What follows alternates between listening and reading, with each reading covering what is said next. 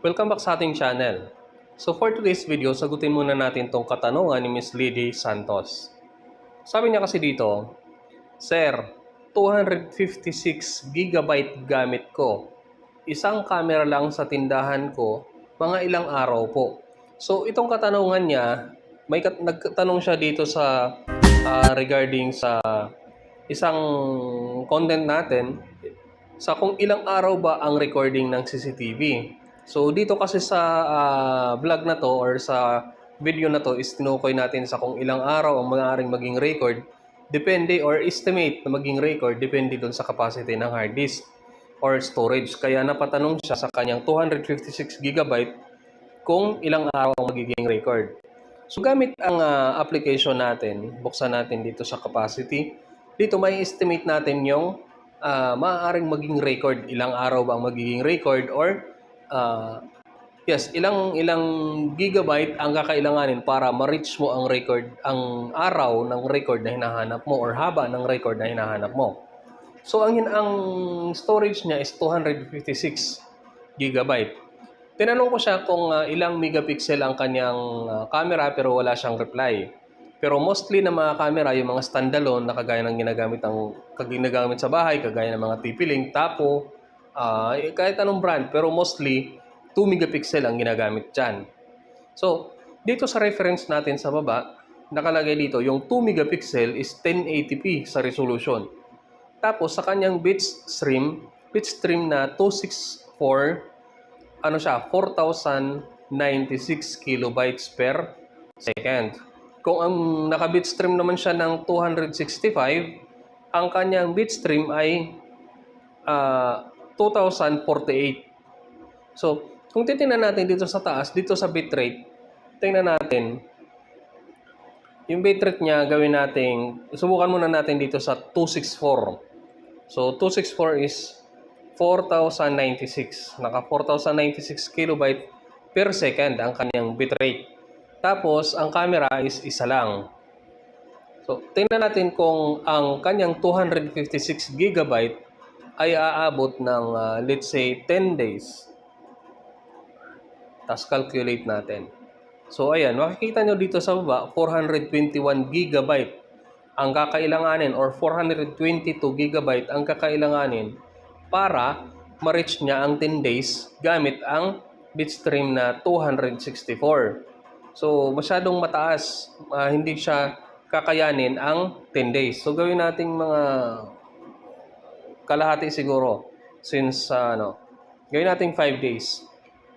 So, ayan, sa 5 days, nasa 210 gigabyte ang magagamit 5 days. Pero ang recording nito, tuloy-tuloy. 24 hours. Tuloy-tuloy ang recording nito. So, sa mga ganyang standalone camera, maaari ka naman mag-set ng, motion detection para mas mahaba ang pag-save ng record kasi hindi naman yan lagi na may mga movement doon. So, magre-record lang siya once na may movement na ma-detect. So, gawin natin siguro mga 7 days, baka sakali. Baka sakaling umabot. 7 days. Ay, hindi kaya. 295 na siya. Mga 6 days. Abot ba? 253 gigabyte 6 days. So, alanganin tong 6 days mo kasi yung 256 gigabyte is hindi naman yan buo na 256 ang magagamit mo. May bawas pa yan. So, tama lang ang 5 days. Pero kung gusto mong humaba to, iset mo siya ng motion detection ang iyong camera. Pero tingnan natin dito sa bitstream na 265. Kasi mas mababa ang ang kanyang bitrate. So gawin natin dito kasi sa reference, base sa reference natin, yung 265, 2 megapixel is 2048 lang. So palitan natin to, gawin natin 2048 lang. Ayan, gamit natin ang H265 na bitstream. So, gawin natin to tingnan natin kung ilang gigabyte ang magagamit within 6 days. Calculate natin. So, 6 days is 128 lang. 128 gigabyte lang. So, pero ito ulit, ito ay 24 hours na gumagana. Gawin natin 10 days. 210. So, pasok pa rin siya kahit na gawin natin 10 days. Siguro gawin natin 12, 253. Mga 11 days. 11 days, kung naka 265 ka, so aabot siya ng 11 days ang kanya magiging record ng CCTV mo na 2 megapixel. Yun ang possible na maging record, 11 days. Pero kung sakaling isiset mo ito sa motion detect, maaaring umabot pa ng 1 buwan yan. Depende sa mga motion na madedetect niya doon sa iyong tindahan. So, ayan, sana nasagot ko yung katanungan ni Ma'am Lady Santos. So, ayan, hanggang doon lang. Kung may katanungan kayo, maaari kayong magtanong.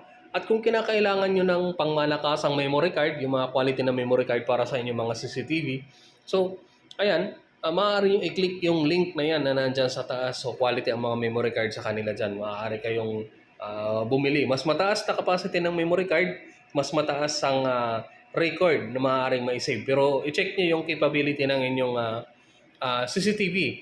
Kailangan capable din ang inyong CCTV na magbasa ng ganong kataas na storage ng memory card. So ayan, hanggang doon lang. Kung may katanungan kayo, maaari kayong magtanong, wag lang mathematics.